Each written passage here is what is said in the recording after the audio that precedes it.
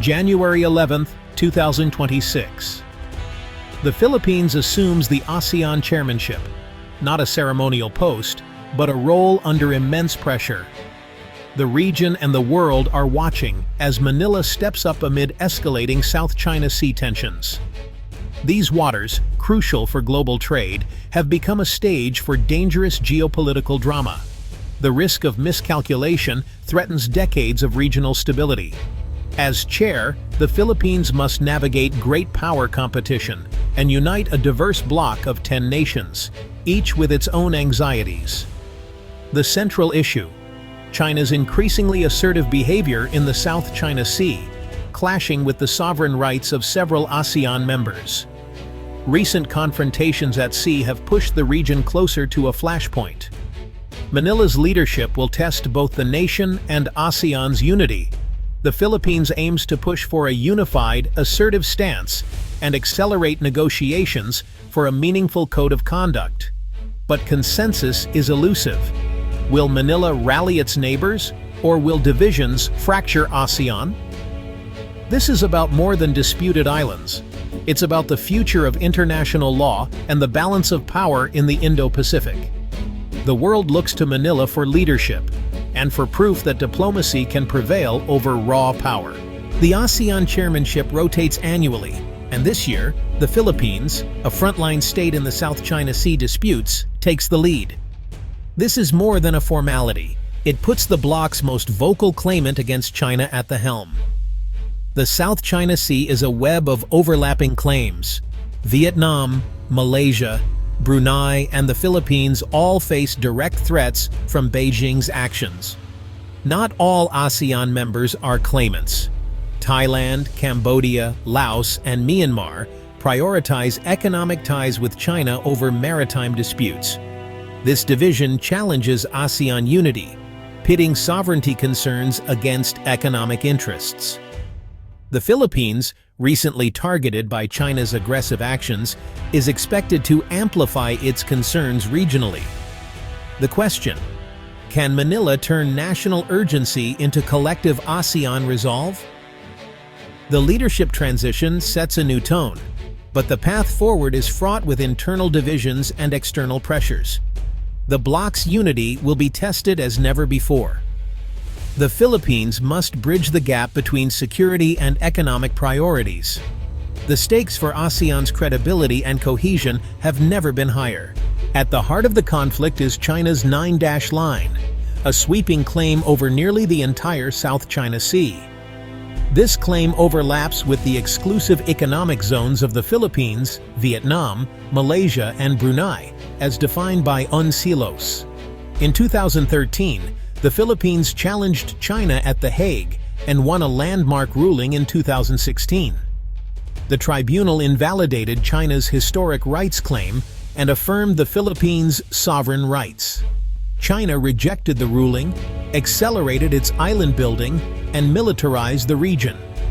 The result: a crisis for the rules-based order, as legal rights are supplanted by might makes right. Today's confrontations are the direct result: Philippine rights versus China's maritime power. The 2016 award remains unenforced, leaving the region in a dangerous limbo. The world watches as law and power collide in the South China Sea. The past year has seen a surge in confrontations between Philippine and Chinese vessels in the West Philippine Sea. Second Thomas Shoal is a flashpoint, with Philippine Marines stationed on the BRP Sierra Madre, a symbol of sovereignty. Chinese Coast Guard ships have escalated harassment, using water cannons and dangerous maneuvers to block Philippine resupply missions. Scarborough Shoal, once a traditional fishing ground, is now controlled by China, with barriers blocking Filipino fishermen. Each incident risks miscalculation and wider conflict. For the Philippines, these are direct assaults on sovereignty and livelihoods. The pressure is relentless, designed to wear down Manila's resolve. The stakes: regional stability and the future of the South China Sea. ASEAN's consensus principle is both its strength and its Achilles' heel. China leverages economic influence over some members like Cambodia and Laos to dilute ASEAN's response to its actions. For many, economic ties with China outweigh maritime disputes. This creates a deep divide security for claimant states versus economic priorities for others. After the 2016 ruling, ASEAN failed to issue a unified statement, resorting to vague language. This ambiguity frustrates claimant states and undermines ASEAN's credibility. Manila's challenge as chair: build consensus without sacrificing core interests.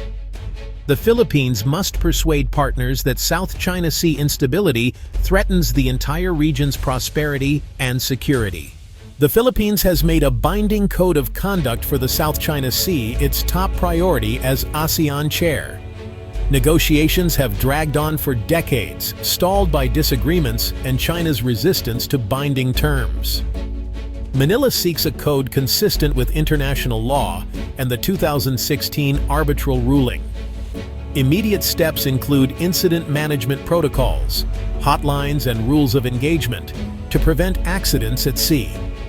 These measures aim to lower tensions while broader negotiations continue. The Philippines is working with Vietnam, Malaysia, and Brunei to present a united front. Convincing non-claimant states that stability benefits all is key. Success depends on Manila's ability to balance firmness with diplomatic finesse. While leading ASEAN diplomacy, the Philippines is also strengthening its defense and alliances.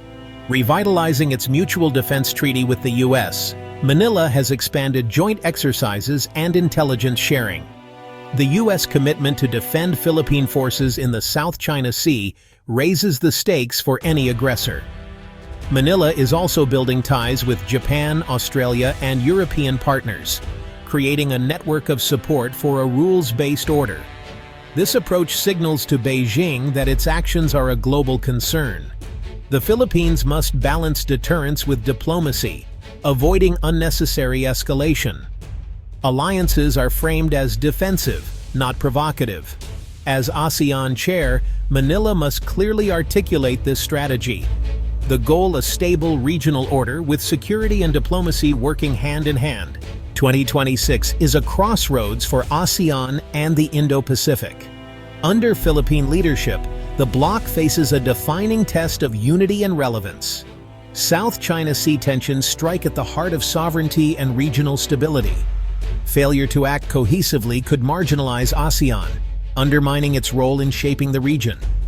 The 2016 ruling offered a legal path, but China's rejection has made power, not law, the arbiter.